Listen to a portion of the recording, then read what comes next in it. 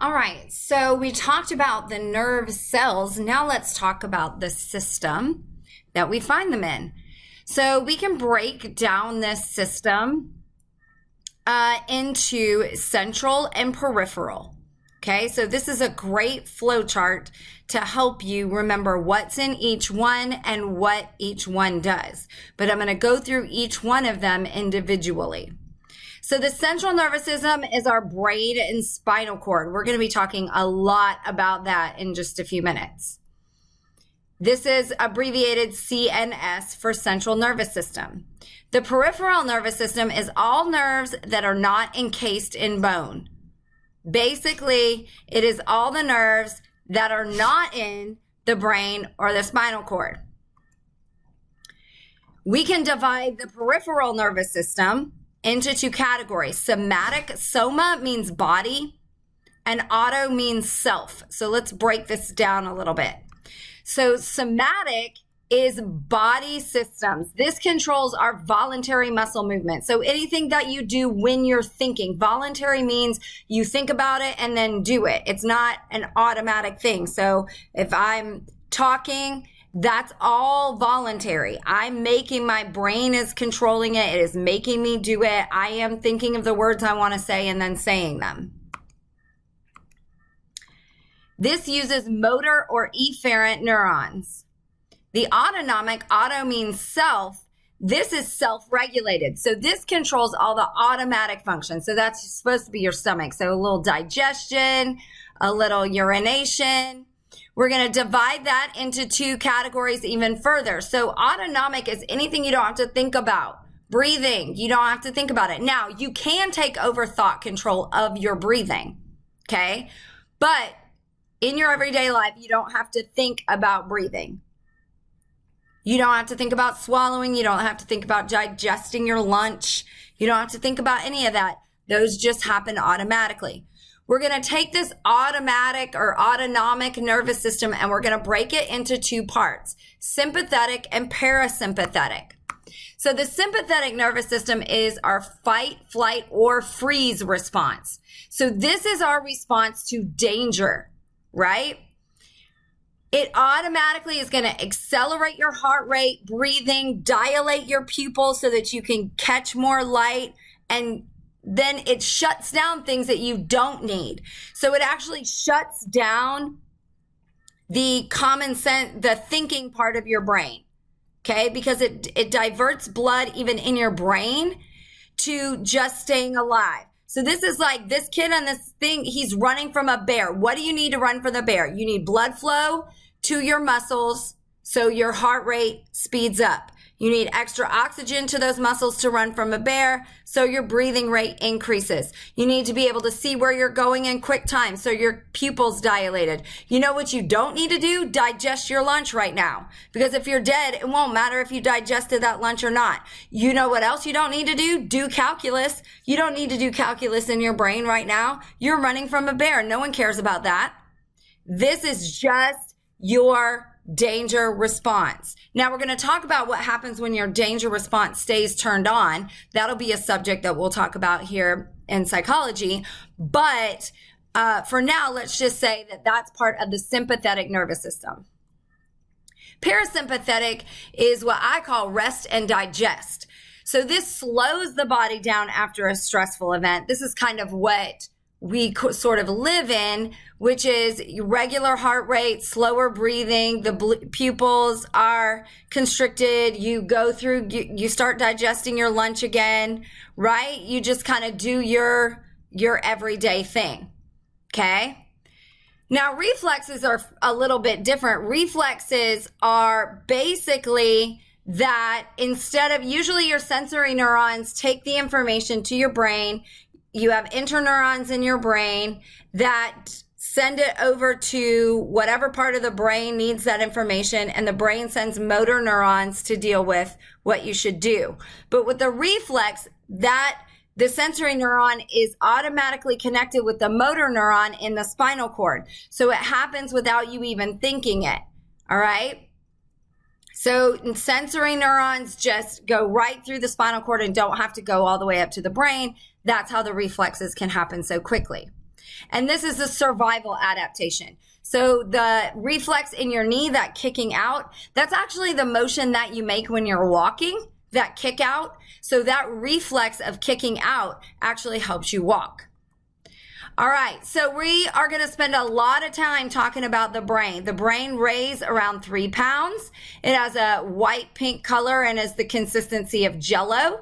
It has 1 trillion cells that can be divided into glial cells and neurons. Neurons are our nerve cells, which we've already talked about, and glial cells are their helper cells. All right, so how do we even know anything about the brain? Like, how do we even know that the brain exists? Well, we've done some studies. So first, we've tried to cut into the brain, and we've cut into the different parts of the brain looking to see what happens if we destroy a particular part of the brain. Or now recently, obviously, since we have our ethical guidelines, people don't go cutting around in brains just to see what will happen. But if somebody comes in and has already damaged that portion of the brain, they can then study that lesion. And this is the inside of a brain. Probably should have warned y'all. I was about to just show you a brain. Brain tumors can also cause lesions on the brain. And this is a large brain tumor that has caused a lesion. In other words, it's covered up this part of the brain. So what we could do is say, okay, what functioning are you missing? Then maybe we would know where in the brain that cancer was. Now, obviously, if you have something wrong with your brain, cutting it open out of your head is not really a possibility unless, of course, you want to die. So here are some ways that we do that. We can do an EEG or an electrocephalogram. Cephalo means head. So it's like literally sending electrical impulses through your head. A CAT scan, computerized axial tomography, MRI, magnetic resonance imaging, a PET scan, positron emissions, tomography, and a functional MRI. So I'm just going to briefly go through each one of these and tell you why you would need it. Basically, that's what you need to remember is why would I need this stuff? All right, so you need an EEG. If you're trouble, a lot of times they'll start with an EEG if you're having seizures or you're having some sort of sleep disorder, because it is measuring the electrical waves in your brain. So when you're sleeping, we have very distinct wavelengths when we're sleeping. And if there is a disturbance in those electrical wavelengths, that will affect your sleep. So they use this a lot with sleep studies, but try sleeping with that on your head. So it does make it a little bit difficult. A CAT scan is basically a 3-dimensional X-ray. So it's not really going to tell us anything about how the functioning is happening, but if we suspect that there is a tumor, this is a great tool. It tells us exactly where it is, how deep it's in, and will give us a really good idea of what it's connected to or whether or not we can get it out. All right, an MRI gives us a more detailed picture of the brain using the magnetic fields to knock electrons off their axis. And I don't care that you know that, but I do care that you know that it's essentially just an X-ray going, 100 times a minute, taking X-rays. In fact, if you've ever been in an MRI machine, that's kind of what it sounds like. And it goes, and it's just doing slices of your brain in order to give us a good sort of movie, like a movie of what is in your brain. So here's a picture of what that might look like. And here is, you can see on this MRI, there's a big tumor right there. Okay, so this really helps us. Again, it's a little bit more detailed than a CAT scan because it's going to give us more of a movie type picture. All right, a PET scan. This is where it gets great because a PET scan measures how much of a chemical a brain is using. So they use this a lot for cancer. They actually use PET scans. They can use them all over your body.